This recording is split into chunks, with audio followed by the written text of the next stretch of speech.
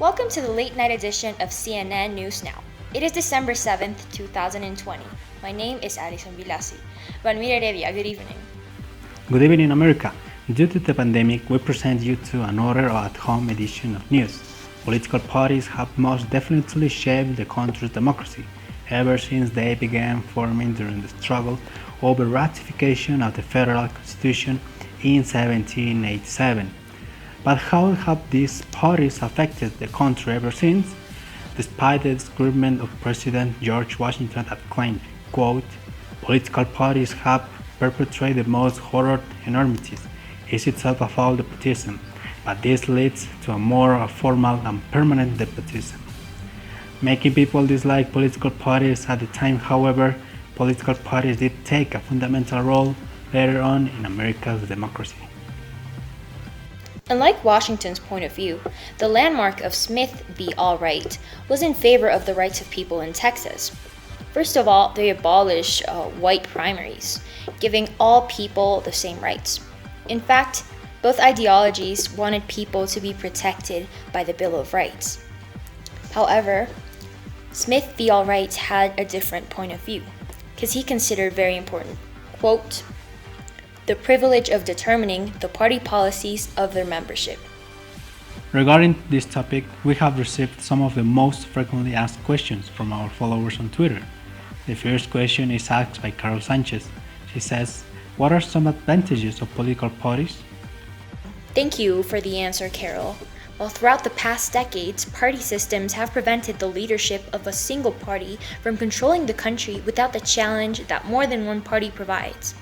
Political parties can be very advantageous because all of them are looking to gain votes by attempting to satisfy the voters' needs. Next up, we have a question. Jared Frankel asks, how does a political party instill confidence in citizens? As of 2020, American citizens are provided with freedom of political expression during elections. During the time of campaigning, parties must gain the trust of the citizens by showing empathy to every citizen regardless of their status in society and promote solutions for the issues that voters are interested in solving. Then they will express their preference to a specific party with ideology similar to theirs. Also, Natalie McKendry asks, how does the current electoral model of choosing candidates prevent the expansion of political parties? Thank you for the question, Natalie. Well, citizens take a very limited two-major system in which there is a winner-takes-all system.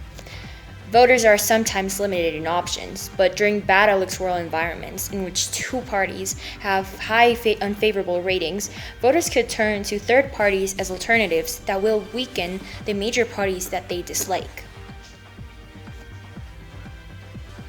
Next up, we have a question by Ms. Taylor Swift. And Taylor Swift has tweeted, where does the American system fall on P. Bernal's scale?